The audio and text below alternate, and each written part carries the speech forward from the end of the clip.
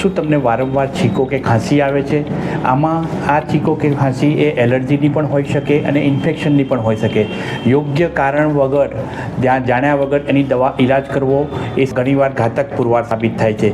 માટે જો તમને વારંવાર નાકમાંથી પાણી નીકળતું હોય, નાક બંધ થઈ જતું હોય કે આંખમાં ખંજવાળ આવતી હોય તો એ એલર્જીની ખાંસી હોઈ શકે છે. અને જો આપને ગળામાં દુખાવા સાથે, તાવ સાથે ખાંસી આવતી હોય તો એ ઇન્ફેક્શનની ખાંસી હોઈ શકે છે. આના માટે યોગ્ય નિદાન માટે અમારો સંપર્ક કરવો સ્પર્શ સેન્ટરમાં.